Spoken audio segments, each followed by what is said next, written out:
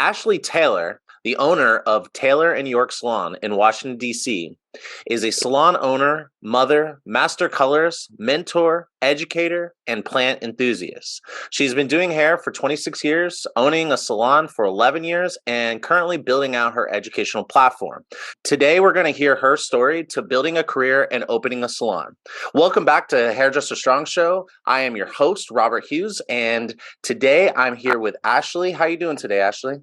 I'm good, Rob. I'm good. You mind if I call you Rob? Or is it Sure. Robert? Most people call me Robert. Okay. Thanks for So, having me. yeah, thanks for coming on the show. I'm looking forward to hearing your story. So, why don't you go ahead and just jump right in and get started and tell us, tell us your story, how you got into hair, and more specifically, how you built your career and became a salon owner.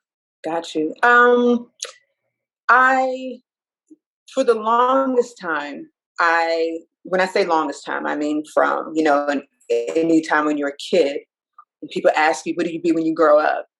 Hairdresser was the farthest thing from my pool to choose from. I remember always wanting to be a teacher. So I think that, fast forward 30 plus years later, that's where education comes in. But my brother's girlfriend at the time, she was a hairdresser and she hated it. And that was the impression that I got. Now, mind you, I always had the ability to do hair. I was doing my hair, my sister's hair, friends' hair, but I'd never seen it. I don't know. I'd never seen it in a beautiful light, or a welcoming light, or an industry that I wanted to be a part of. So I didn't do anything. I went to college, sucked at that, and I went to Bethune-Cookman and then Bowie State. And I remember second semester at Bowie State, I'm like, what am I doing here? It was like literally, what am I doing here? And I'd already had the plan. I was going to come home Thanksgiving and tell my mother that, I don't want to do this anymore, but I do have a plan. And that plan was to go to cosmetology school, get my license, and be a hairdresser. That's what happened. Came home, told her, and went to Hair Academy. I think Hair Academy still exists, but Hair Academy in New Carrollton. Went there, and it was great. I knew I wanted to go just to get the license. Like the license was going to be my ticket into any door for hairdressing, because you think, I didn't know anything past what I was probably 19 at the time, didn't know anything past that. So you're thinking you just get your license and then all these doors open up and that's all you need. Farthest thing from the truth. Went through school, graduated, got my license in Virginia, and went through the reciprocity process to get it in DC. And so I worked at a little place called Trade Secret in Charles County, St. Charles Town Center Mall, and worked there for maybe a year and a half. Those years can kind of blurs after a while. And it was good. I built my reputation. Mind, we're talking Southern Maryland. So Southern Maryland in like 90, 97, 98 is nothing like it is now. I was putting ads in the penny saver, doing these like off-brand photo shoots. Like there was no camera phone. So it's literally like these little disposable cameras. And it was truly a testament to, like, if you're good and good work, you do good work, people will come. Like nothing about that has ever changed. So something that dawned on me, like, well, yeah, I just posted a picture and it was good. I got bored because, again, it's Southern Maryland in like 1997. So there was no foot traffic. It was country. And I stopped working there, and a friend of mine at the time, she worked at she was the manager at Trade Secret, and talked to her, told her I didn't want to, do this anymore, and I was going to go work in a salon called Natural Motion. Now, Natural Motion I can't say was, the premier salon for professional Black women, like premier. So we're talking 80s. I would dare say maybe late 70s. I don't know, but definitely the 80s and the 90s. And that was the salon that you went to and went through, you know what I mean? To get your feet wet, to get established and build that clientele. I lasted there, Robert, for probably, oh my gosh, maybe 6 months. I didn't fit in there. And it's one of the things I learned later on, when you start to unpack your life and reflect on things. And I remember, like, well, what kind of style? I'm Black, but I don't really do Black hair. This is what I'm saying in my mind at the time. And that developed a thirst really for me to even want even more. So I know a while ago I said bored, but it wasn't bored. I was searching for my identity as a person. Mind you, 19, you're still a baby. And then finding, like, who am I as a hairdresser? Thinking that I still had these years of things to happen. And realizing I didn't know anything, but I didn't go into it with that attitude. I didn't go into it with, like, I need to learn more. It was very much like, well, I'm the gift you should be grateful to have. It's ridiculous just saying it now. But so, and I said, you know what? I want to go to New York. And there were some signs along the way that it was just meant to be. There's a DC-based stylist, legendary stylist. Her name is Sonia Mullins. She's no longer in the area, but there was just something about seeing textured hair with a beautiful cut and a beautiful finish. And she mastered that. Like, a lot of us that are here today need to tip our hats to Sonia. That's another conversation for another day. She was a pioneer for African American hair, and just the finish was just incredible. So while I met her at Natural Motion, and her work it was stunning. So fast forward, want to move to New York and make it big up there. I get there, I write this lady, there was this magazine called Honey. And the lady's name was Ketley Joseph, Haitian woman. She had a salon called, I'm going to butcher the name, but I think it's Tour de Beauté. I don't know. But she was a hairdresser in New York, had this beautiful salon. So I was like, that's what I want to do. So I wrote her a letter. There's no DMs, no messaging on social media. I'm literally writing her a letter. She calls because, hey, I got your letter. Thought it was great. I'd love to, to meet with you. Catch the Greyhound to New York. And the moment it was like maybe a fourth floor walk up on West 34th Street, right across the street from Madison Square Garden. Open the door, and I'm walking up, and there's a picture of Sonia's work right on the wall.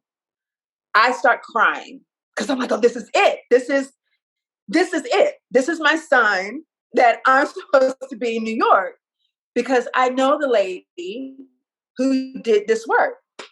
So I remember rushing downstairs after talking with Kelly. Everything was great. She was like, okay, when can you start? And I'm like, as soon as possible. Mind you, I had so many responsibilities. I was young and had no idea of what it really meant to be a responsible adult. So I rushed downstairs, call my mother on a payphone, mind you, call my mother on a payphone. So I'm crying to her. And she thinks that something's happened because why? She doesn't want her daughter in New York by herself. I'm like, no, I saw Sonia's work. it's meant to be.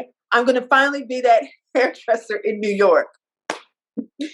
Fast forward to what the reality of the situation was. I can say I probably had 4 clients. I probably saw 4 clients while there in New York. I was in New York for about a year. Okay. I'm going up every weekend, driving. I had a friend who had an Amtrak connection, so got tickets there. Getting up there, nowhere to stay. So I'm sleeping on sofas. I'm sleeping in my car. I'm sleeping on like in random strangers' rooms. And it's the energy, it's the marriage of being young, full of energy and ambition, and the energy of New York, because there's a lot of that energy up there. So everybody's, trying to make it. And that didn't happen clearly. But New York, it was I saw what I needed to do. And I was reading a book at the time called The Seat of the Soul by Gary Zirkoff, because that energy and that passion, it started to dwindle. Like, okay, I don't have any money left. I was starting to make some really reckless decisions that nobody in my family nor myself would be proud of. And I was like, no, it's time to come home. And came home, and I remember looking in the paper, crazy, looking in the paper, and there was an advertisement for salon assistant at high-end salon. So I'm like, okay, it was speaking my language. And that salon ended up being Bill Lawrence Salon, heart of Adams Morgan. And now, Bill Lawrence Salon, another pioneer, legendary salon, we're talking 80s, for professional Black women. I'd never seen African-American hair be treated the way that he approached it. And he approached it in a way that hair is just hair. So we're talking round brushing. We're talking sassoon cuts on women that are coming in who are CEOs, who have furs, who have drivers. And to remind you, I'm probably 21 now. And I was blown away. And I learned, like, if it had not been for Bill Lawrence Salon, I promise you, none of Taylor New York wouldn't be. Just so much I learned as an assistant, which I hold so much value in that position. And I know I'm sure we'll talk about that later, but I learned so much just being in earshot, being in eyesight of things that I didn't know were seeds that were being planted that would eventually bloom years later. I was there for about 5 years as an assistant, and left there with another stylist named Miss Bogart and moved to Bow 26 on 14th Street. And we're talking now, fast forward 2005, and worked there. And that's when I first got on the floor, because he told me, like, it's time. You've assisted for all these years. And there's also a safety net in assisting. You have which you could say a steady paycheck. You're getting your tips. You're learning, no real responsibility, so it's safe. But it was other people that had to tell me, like, yo, it's time now. What are you afraid of? It's time. And left there, styled there. I started out working on Saturdays and Sundays, like after my assistantship. Then left there and moved to my hair suite. Matthew Yates owned it at the time. So now we're talking Eastern Market, Capitol Hill, DC. And that began the ball rolling in terms of building my confidence, gaining clientele. That's where I began being known for doing blowouts without a relaxer. And that carried me to this day. left there and went to Corte. Corte was on U Street, 11th and U. Guy named Carlos Perina. And that was another pivotal moment in my journey where I'm in this beautiful salon, multicultural salon, where we're doing everything from color to cuts to blowouts. And I remember when I was on the interview with him on the patio in the back, and I was so grateful to be, because I was in limbo. I had this clientele, didn't know where I was going. Because let me backtrack. When I was at my hair suite, things abruptly ended. Let me just say that. Where I was in a space like, oh shit, I have all of these clients. I don't know where I'm going to go. My girlfriend Nora, she said that she was working at the space called Corte and was going to put in a word for me. So I went. Real question: was my hair suite? Was that a suite, or were you a commissioned salon stylist? My hair suite was. It's okay. My hair suite was. No, there was no like salon suites, nothing of the sort at the time. But I think that's just what he called it. So it was about 4 or 5 chairs. Okay. Salon and different, stylists. So that's, his. Yeah, it was his initials and my hair suite. So Gotcha. that was that. So I'm talking to Carlos, and little did I know he wanted me just as much as I wanted to be there. So it was a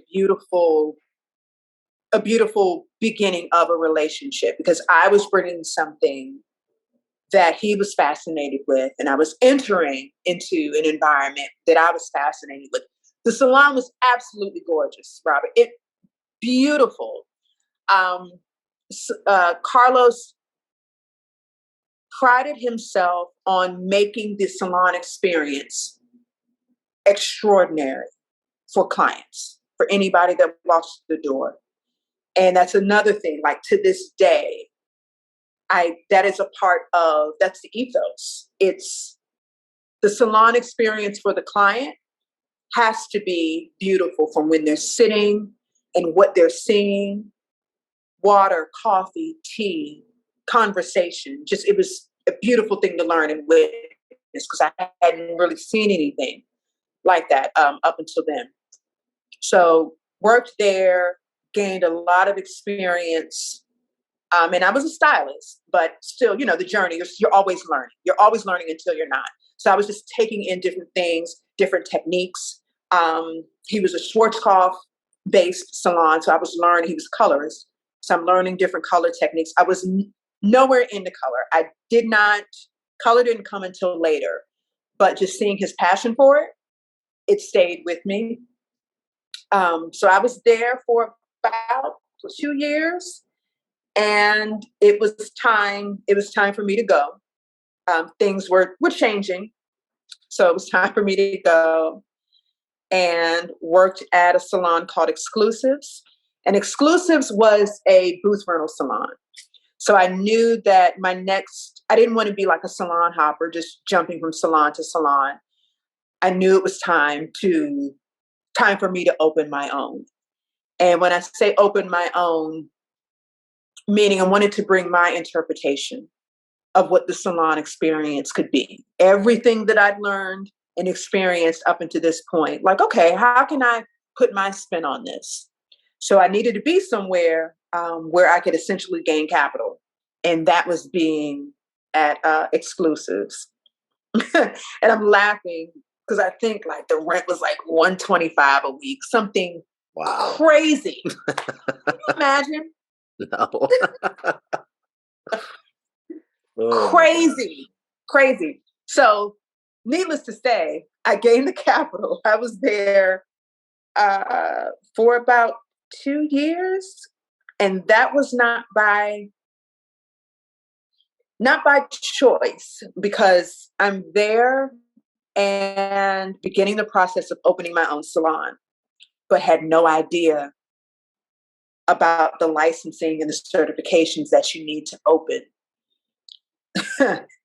So I'm there way longer than I wanted to be because I'd already secured the space. But of course, anybody who's ever dealt with DCRA, oh goodness, you go. It's so literally, it was like a year of me going on Mondays. That's the only days I had to unload. Like, okay, you have this, but no, you need this. That was a year of where I just had to surrender to it. Like, I don't know, I'm doing everything I'm supposed to do, but I guess when it's time for me to go, then it's time for me to go. Then I specifically remember December 19th, 2012. I went, and of course, you're so ready for them to be to let you down again. And I passed that step, and they were like, "Here's your business license," and that opened the door. And I remember sending an email out to clients, like we would be in 1604 7th Street that Tuesday, and Nice. that was it. That was it. Nice. That's awesome. So I want to go back a little bit, and I got a couple questions. So you go to cosmetology school, you get out of school, and then did you work at a salon while you were in school, or did you wait until you finished because you were like under the impression that a license would be the end all be all to opportunity? I did. I worked at, I was assisting actually. I was assisting for a little bit. But I was also at home. So primarily my focus was just going to school. So I was a full timer. So it was like 9 to 3. And then I try to, pick up some work, being a shampoo assistant. I was living in Bowie at the time. So there was no real, like there was no salon scene like it is in DC.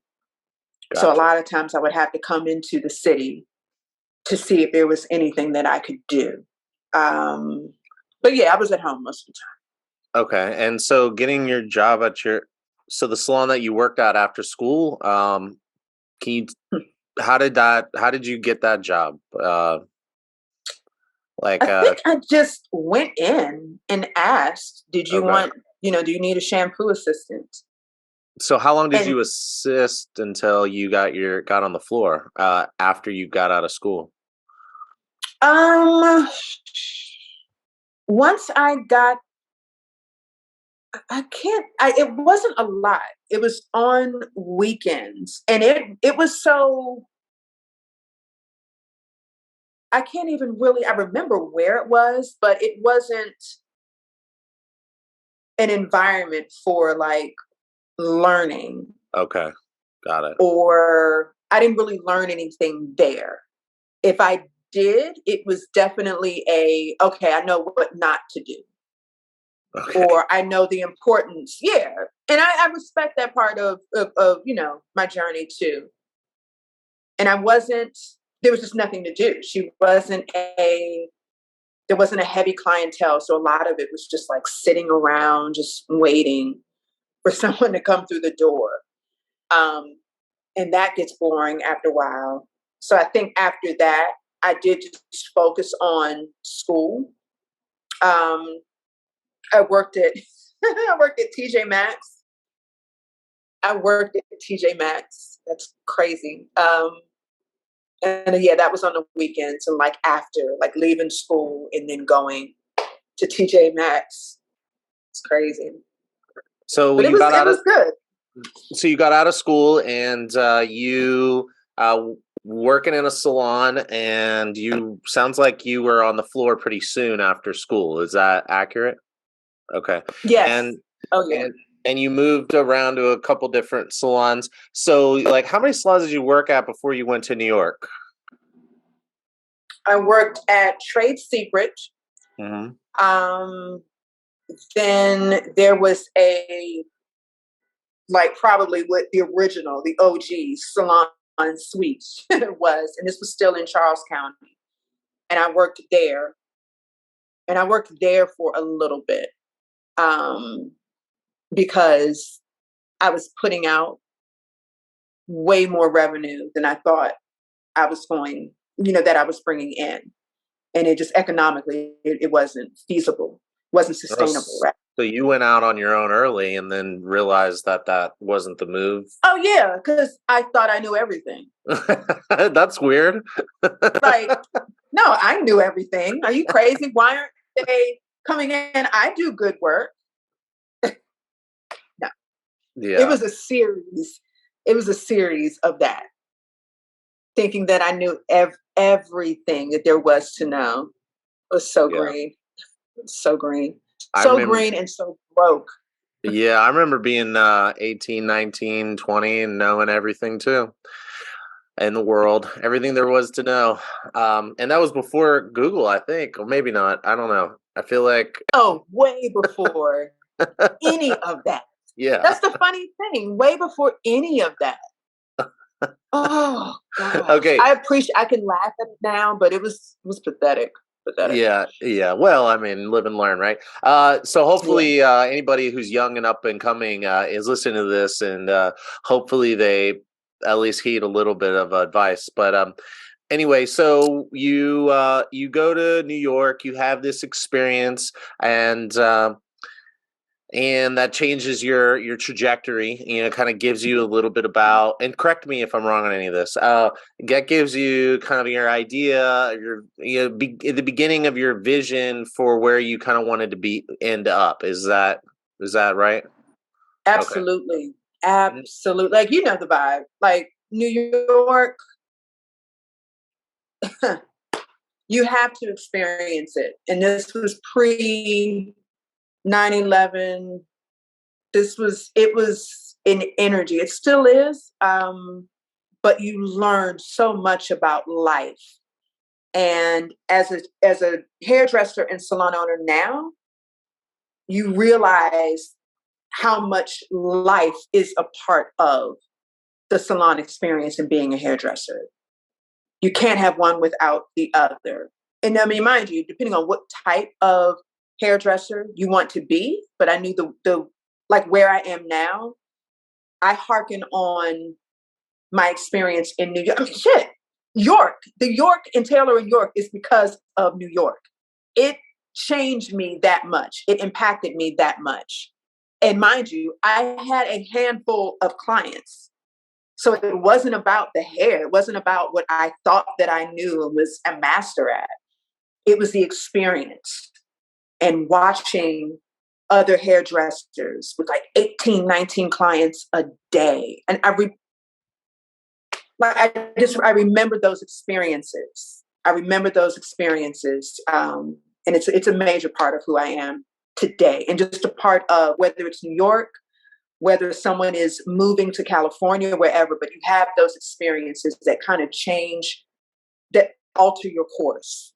And if you heed to it, you'll use it in the coming years and realize, like, no, I'm always learning. Just because you have this license doesn't, it means nothing. Um, you know what I mean? It means, in the grand scheme of things, has nothing to do with retention, with how you're going to pay your bills.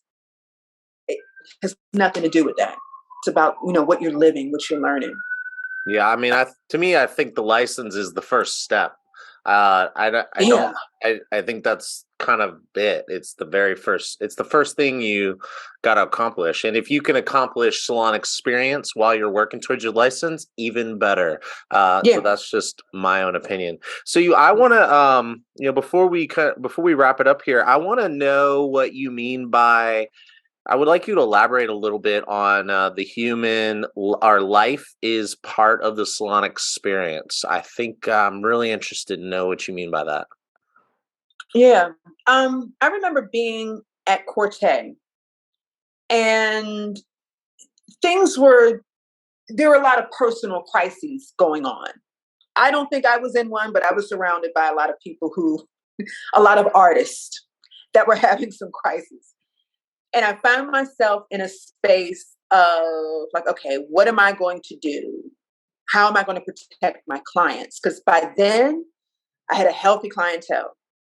They supported me, and they believed in me. They really, really believed. I mean, to this day, they believe in me.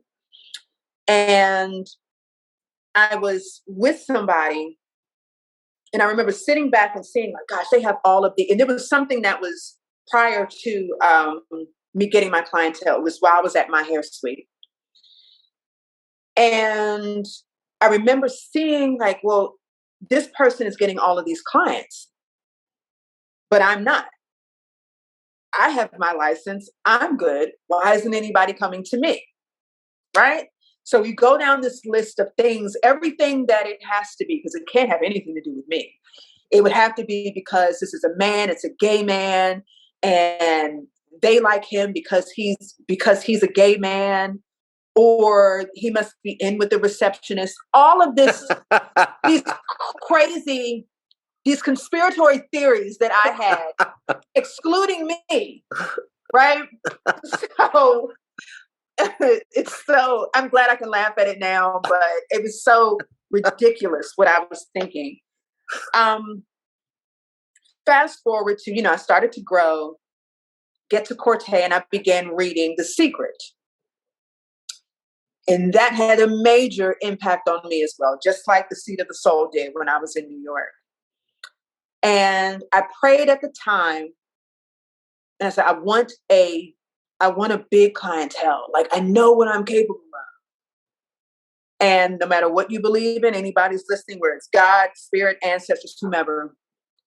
But what I heard was, why would I put anybody in your chair if you don't know what to say to them? So for me, I was like, okay, I need to share more of me. I need to connect with my clients. Like, outside of me being able to physically do hair, there's a deeper part of me. There is a intuitive part of me. There is a part of me that knows how to disarm the client. So when you're mixing in, I had to this day, a lot of my clients are A-type personalities, coming in, knowing what they want with their hair, thinking what they know what they want with their hair, not really trusting. What are you using? What is this for? What is this?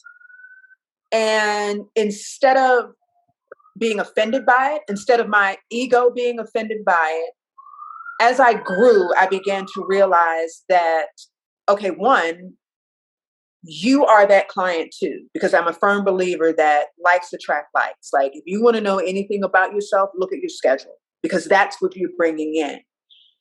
And once I began to learn more about myself and insert my life experiences and share, it was opening myself, being vulnerable and being transparent.